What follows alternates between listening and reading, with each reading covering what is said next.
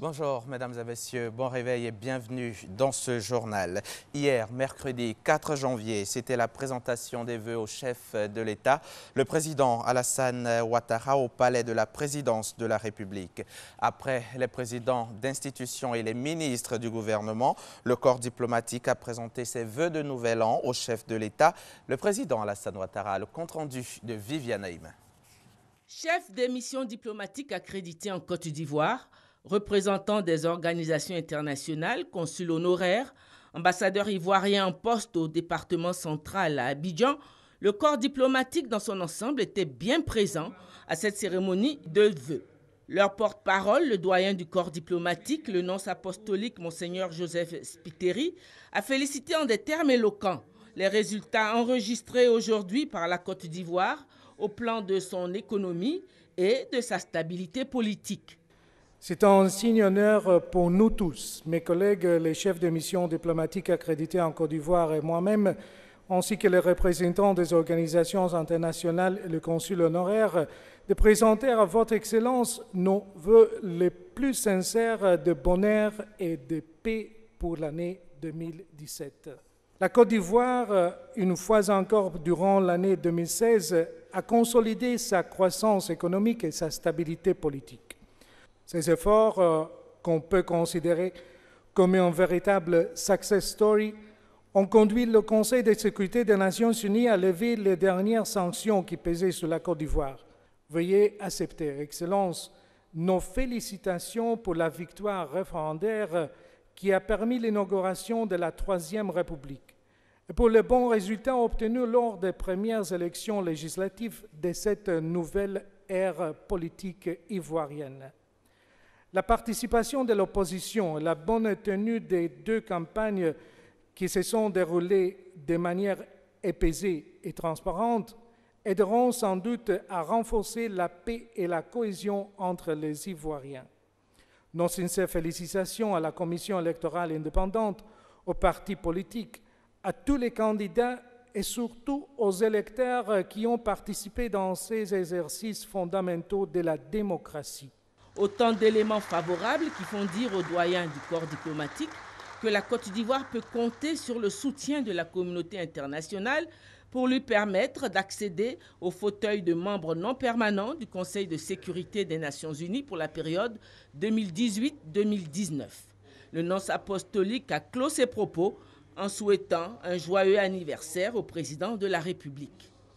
Le président de la République a adressé à son tour des vœux aux chefs des missions diplomatiques et représentants d'organisations internationales accréditées en Côte d'Ivoire ainsi qu'à leurs pays et organisations respectives. Il a par ailleurs adressé ses remerciements pour les différents appuis financiers et pour l'élan de solidarité internationale après l'attaque terroriste de Grand Bassam au cours de l'année 2016. Il a exprimé sa reconnaissance à l'ONU pour sa contribution au retour de la paix en Côte d'Ivoire. Si tout au long de ces 6 années de gouvernance, ces nombreux déplacements à l'extérieur ont eu pour effet de repositionner la Côte d'Ivoire sur le plan international, le président de la République s'est félicité des résultats obtenus. Excellences, mesdames et messieurs les membres du corps diplomatique, mesdames et messieurs les consuls honoraires, Monseigneur Joseph Spiteri, le doyen du corps diplomatique, en retour, je forme pour vous-même, pour vos familles respectives, vos mandants, souverains et chefs d'État, des vœux de santé et de bonheur. Je forme également des vœux de paix et de prospérité pour vos pays, ainsi que de succès pour les organisations internationales dans la réalisation de leurs missions et leurs objectifs de paix, de sécurité et de développement. Durant l'année écoulée, la Côte d'Ivoire a poursuivi ses efforts en vue de renforcer sa présence sur la scène internationale. Ces actions nous ont conduits à répondre présents à d'importants rendez-vous bilatéraux et multilatéraux. Dans la poursuite de la dynamique du regain de la confiance internationale placée en la Côte d'Ivoire, je me réjouis de l'honneur fait à mon pays pour abriter au cours de cette année 2017 d'importants événements, je citerai quelques-uns, la deuxième édition de la conférence internationale sur l'émergence de l'Afrique, la 44e session du Conseil des ministres des Affaires étrangères des États membres de l'Organisation de la Conférence islamique, en marge de laquelle la Banque islamique de développement organisera une rencontre avec les pays d'Afrique de l'Ouest. La 8e édition des Jeux de la francophonie, le 5e sommet Union européenne-Afrique qui passera en revue les 8 domaines de partenariat stratégique en vue du renforcement de la coopération entre l'Afrique et l'Europe. Cette dynamique de repositionnement de la Côte d'Ivoire au plan diplomatique se poursuivra au cours de l'année 2017, a ajouté le président de la République. Et pour conclure, il a annoncé une nouvelle fois devant le corps diplomatique qu'il ne briguera pas un 3e mandat. Monseigneur Spiteri, je voudrais vous remercier de vos vœux de joyeux anniversaire que vous venez de m'adresser à l'occasion de mes 75 ans. Je dois préciser que cela me rappelle que j'ai commencé à travailler à 25 ans. Donc surtout cette année représente un demi-siècle de travail que j'ai effectué depuis. Et ceci, bien sûr, m'amène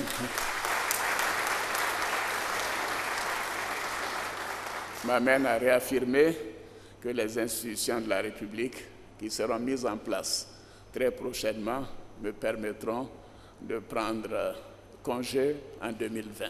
Bonne et heureuse année à toutes et à tous. Le corps diplomatique constituait le 2e groupe dans l'ordre de passage. Le département de Grand Laou abritera prochainement un village de pêcheurs. C'est dans quelques mois seulement. Un projet qui est donc le fruit de la coopération entre la Côte d'Ivoire et le Maroc. D'un coût d'1,3 milliard de francs CFA, ce projet va moderniser les activités de pêche et créer également des emplois pour les jeunes. Les travaux ont démarré depuis quelques mois. Ils se déroulent bien selon l'ambassadeur du Maroc en Côte d'Ivoire dans les délais et les normes recommandées. Déclaration faite à la suite d'une visite sur le chantier en présence de notre reporter Mamadou Kouassi. Le nouvel ambassadeur du Royaume du Maroc en Côte d'Ivoire sur le chantier du village des pêcheurs de Grand Laou. Un projet cher au roi du Maroc, Mohamed VI, qui investit 1,3 milliard de francs CFA pour offrir aux pêcheurs de Grand Laou un cadre de travail approprié et sain. Fruit de la coopération entre la Côte d'Ivoire et le Maroc, ce projet va promouvoir l'activité de pêche, mais aussi accroître la production des ressources halieutiques dans le département de Grand Laou. Cette visite a permis aux diplomates marocains de constater l'avancée des travaux selon les délais et les caractéristiques. Village de pêche qui prendra en considération les besoins, les attentes des populations locales afin de créer un écosystème positif et constructif et qui apportera certainement des retombées économiques positives sur l'ensemble de la population locale. Et on s'en félicite.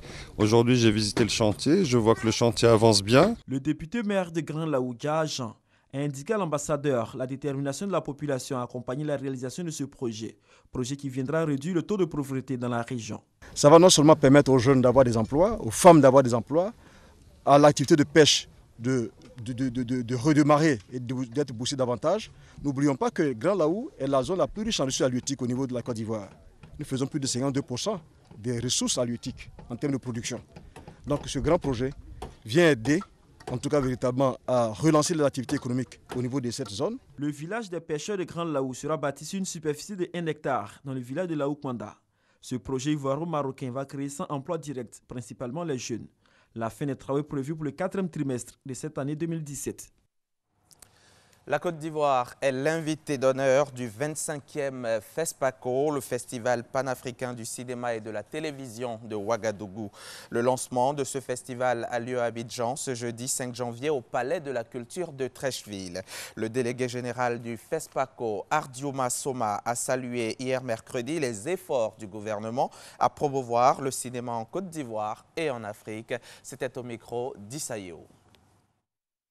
Le délégué général du FESPACO, Festival panafricain du cinéma et de la télévision de Ouagadougou à Abidjan, Il est dans la capitale ivoirienne pour prendre part au lancement du 25e FESPACO prévu ce jeudi au Palais de la Culture de Treichville, la Côte d'Ivoire étant le pays invité d'honneur de l'édition de cette année. Le cinéma ivoirien a toujours été présent au FESPACO et ces dernières années, nous avons remarqué qu'il y a un effort particulier qui est fait pour la relance de l'industrie du cinéma et de l'audiovisuel en République de Côte d'Ivoire, avec la mise en place d'un financement, le vote d'une loi spécifique sur le cinéma et l'audiovisuel, des écoles de formation qui se créent partout dans le pays et la mise en place, et ça c'est très important, d'un fonds de soutien à l'industrie du cinéma et de l'audiovisuel. Et nous avons remarqué que ce fonds, en plus d'accompagner les cinémas de Côte d'Ivoire, accompagne aussi les cinémas de la sous-région.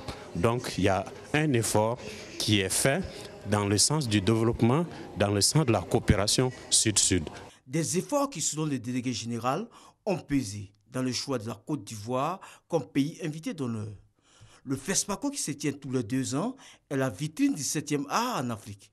Le lancement de ce jeudi sera l'occasion de dévoiler la liste des 20 films en compétition pour les Talons d'Or. La CAF, la Confédération africaine de football, a dévoilé la liste des 5 finalistes au titre de meilleur joueur africain de l'année. Les candidats au trophée sont le Gabonais Pierre-Emerick Aubameyang, tenant du titre, l'Égyptien Mohamed Salah, le Sénégalais Sadio Mané et les Algériens de Leicester, Riyad Mahrez et l'Islam Slimani. Le trophée de meilleur joueur africain 2016 va être décerné ce jeudi 5 janvier à Abuja au Nigeria pendant le gala de la CAF. En Haïti, après plus d'1 an de crise électorale, le pays dispose enfin d'un président démocratiquement élu. La victoire de Jovenel Moïse au premier tour du scrutin a été confirmée par le Conseil électoral avant-hier, mardi 3 janvier 2017. Après une semaine d'analyse des procès-verbaux, les juges électoraux n'ont en effet pas trouvé de preuves de fraude massive. Accusation pourtant portée par les 3 principaux concurrents du candidat du parti PHTK. En bref, en Gambie, alors que le président sortant Yahya Jammeh est pressé de toutes parts de quitter le pouvoir après sa défaite à la présidentielle du 1er décembre, le chef d'état-major de l'armée, le général Ousmane Badjie, lui clame son soutien. Un soutien qui intervient par ailleurs alors que l'option d'une intervention militaire brandie par la CEDEAO est toujours sur la table. 2 casques bleus du contingent marocain sont morts en Centrafrique après l'attaque d'un convoi. Cela s'est produit dans l'est du pays où la secte de l'armée de libération du Seigneur est toujours présente, même si rien ne permet d'affirmer que ce groupe est à l'origine de ces meurtres. Et pour terminer, aux États-Unis, Donald Trump persiste dans sa défiance à l'égard des services de renseignement américains qui désignent la Russie dans l'affaire du piratage informatique supposé pendant les élections. Le président élu critique la CIA et le FBI alors que c'est sur cette base que Barack Obama et son administration ont sanctionné Moscou la semaine dernière. C'est la fin de ce journal. Merci de l'avoir suivi. Merci de votre fidélité.